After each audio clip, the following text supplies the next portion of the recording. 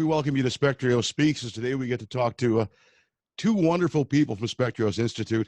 We have Chairman of the Board, Peter Winfrey, along with Dr. Tracy Williams. And we're going to start with Peter. And Peter, first of all, what's your history with vision loss? Actually, it started, it was diagnosed 30 years ago in 1990. But probably a couple of years earlier, the onset had come along. It's called Stargardt macular dystrophy, and it's an early onset form of macular degeneration where you lose your central vision slowly. And I have the dry form. There's always this talk about dry and wet. But basically, my retinal cells, the macula cells, are programmed to die prematurely. And I've had a pretty slow but steady degradation in my field of vision. And I just had recently a cataract extraction in both eyes, for instance, and my right eye, even with the corrective lens, is at 20/200. So I am legally blind, visually impaired, and partially sighted. Wow, that sounds pretty bad, but they all mean the same thing, really. So I just pick and choose which one gets the most sympathy when I talk about it. And it mostly runs in adolescence. I think Tracy would agree with that. Stargardt is basically a teenager disease, but I was age 40 when I got my diagnosis. And your vision, as bad as it was, is good enough now. And I hate to out you like this, Peter. How many holes in one have you had? I've had 3, and it's after the age of 60, and while being legally blind. Now, how long have you been associated with Spectrios Institute? I started going there, probably in the early 2000s, and it was the Dyke Center at that point in time. And then I just really kind of fell in love with the place. And I don't know if it's time to talk about this or not, but I had devoted the first 10 years of my vision loss to the Foundation Fighting Blindness. And their focus is on finding cures, treatments and cures for these diseases. And I was all excited because, they had identified the Stargardt gene. And I thought, oh boy, it's only a matter of time before I'm fixed. Well, I was very naive in that approach, and I discovered that my resources, my energies were better spent helping people with these various diseases rather than driving for a cure. Because the cure, even in 2020, I think, is still a 15-year proposition.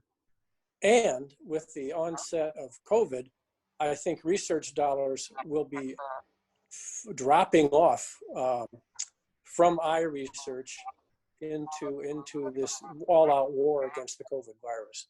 So I think my focus is even greater now on Spectrios and the low vision rehabilitation side of this equation. So obviously Spectrios Institute and the people there have had an impact on Peter.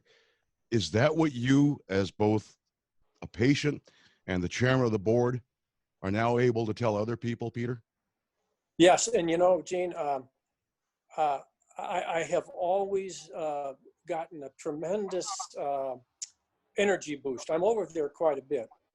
And I get a real boost because people walk in the front door of Spectrios and they've had a recent diagnosis of permanent vision loss. And that's a scary day. When you get that diagnosis, and most of the docs pretty much, my doc said, you're losing your eyesight and there's nothing you can do about it. And that was it. Pretty much, have a nice day. But Spectrios, I think our one of our new mottos ought to be, when they tell you there's nothing you can do about it, we'll take it from here.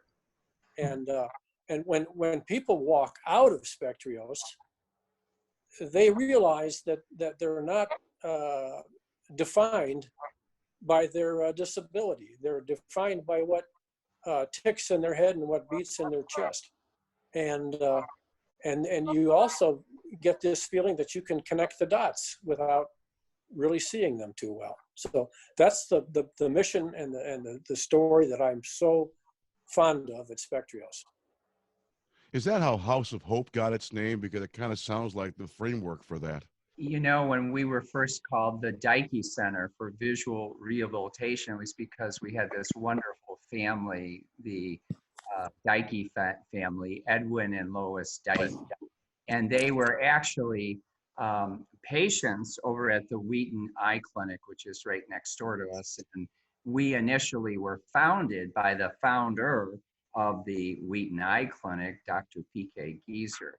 So Dyke house, there was actually this house that was on the parking campus, and we decided that's what we wanted, because we really wanted this nice family feel, you might say, and we didn't want a big clinic. We wanted everything to happen with practitioners that love to work with the patients, but love to work with each other.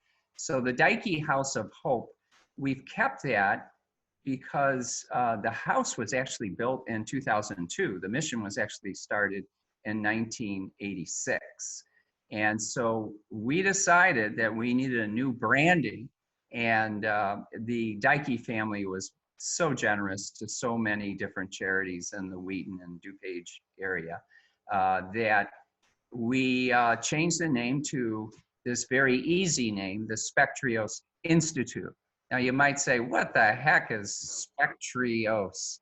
Well, you divide the name in half. Spec is in spectacles, but we do the full spectrum of comprehensive low vision rehabilitation. And the trios is our triad philosophy that Pete was talking about, that we work on the head, heart, and eye. So that's been our House of Hope since 2002, when we had a capital campaign, and it's a very special place. One of the things that have come about because of the COVID-19 lockdown and stay-at-home orders is being able to see a doctor remotely, and that's something that you're offering now at Spectrios, right? Well, we absolutely, and we're very excited about this, because it was very worrisome, I think, to the whole Spectrios family. What's going to happen? Because we had to close down our House of Hope, but we were going to never close our mission down. So we immediately decided to jump into a direction that's been going on. It's going on in a lot of medical specialties, and that's telehealth. So the idea is, if the children and adults with vision loss can't come to us, we're going to go to them. So we have a telehealth video program where we can actually hook up, send a link, and go through that comprehensive low vision evaluation with the person with vision loss face to face, or we can actually do a telehealth phone encounter.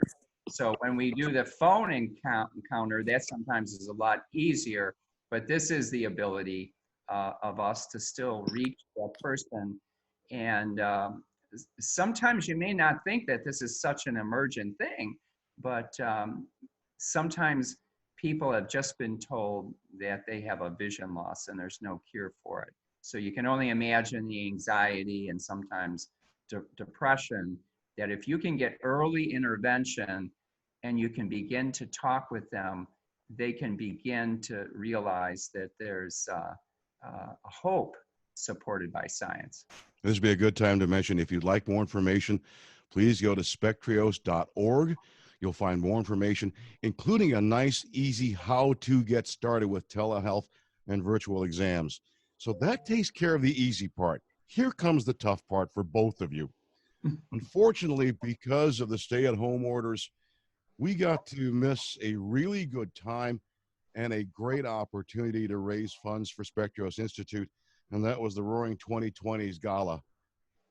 What happened, and what can we do now? What happened? Well, you know, the first thing is it was very disappointing because Pete and I usually have a lot of fun doing this. Pete is actually, in past ones, brought a band in, and he actually was the lead singer, singing a lot of Sinatra songs. The last 2 years, I've dressed up both as Mr. Monopoly and as a jockey. Now, I know, Gene, you would have a hard I time. hope that means the theme changed, but okay. Yes, the theme did change each time. But it's a great night because obviously we raise money for a great cause, but I think the opportunity for people to actually listen to an adult with vision loss and what their journey was, and a child with vision loss, I think it's a pretty inspirational night, and we have fun. You know, we have auctions and different goofing off that a bunch of us do, but we usually have about 250 people. So that would be considered a gathering, I think. And right now that is not the thing to do.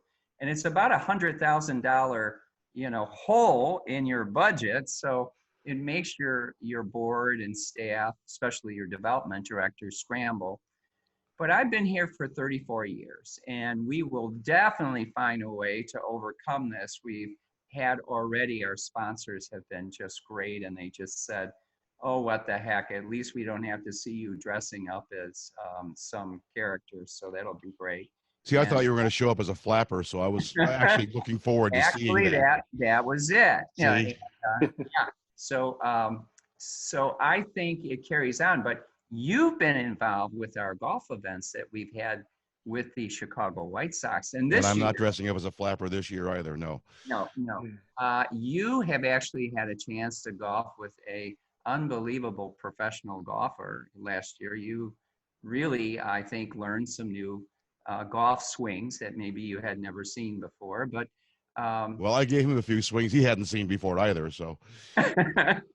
But we are hoping that we're going to have our golf event on September 24th. We don't know what the White Sox schedule is, but guess who it's going to be dedicated to? I would think to our dear friend, late Ed Farmer. That is correct. Who, jeepers, I think he supported us for about 13 years. And Pete and I would like to say that you've been doing that. We've been so lucky that we've also had Darren Jackson, as you know, and Hawk Harrelson. And it's just been a great time. But we have three main events. We have the gala, we have the golf event, and then we have at the end of the year a nice holiday appeal. But when you work in the low vision field, unlike other medical specialties, the low vision doctors actually see patients for 1 hour. And I don't, most of the time you'll see a doctor for 5 or 10 minutes, but it is important that people have that contact so they can get the psychosocial and clinical side. Well, I don't know who's best to answer this, but you mentioned that there's going to be a budget gap because we did not get to have the Roaring 2020s. Yep. And you didn't get to dress up as a flapper, so I hope you got to return the costume. But what can you do now about the budget gap? Well, we've been able to work on a special edition Bright Side. I'm sure you've read that wonderful newsletter. It has a circulation of about 9,000, so there will be a gentle appeal there. We definitely realize these times. This pandemic, as we all know, is both this coronavirus, but it's really been devastating from an economic standpoint. So we're going to talk about that, but we're going to talk about what we're doing. So the telehealth is a new revenue source, and we're hoping that our supporters out there see that we came out swinging, and that we will never stop serving children and adults with vision loss. So I have a feeling that things will be okay. Well, hopefully, Peter, Dr. Williams, we'll get to come back and tell people about what we're going to do next to be able to help support Spectrios Institute. In the meantime, thank you to Peter Winfrey, Chairman of the Board, and Dr. R. Tracy Williams. Thank you very much. And if you'd like more information, of course, please log on to spectrios.org.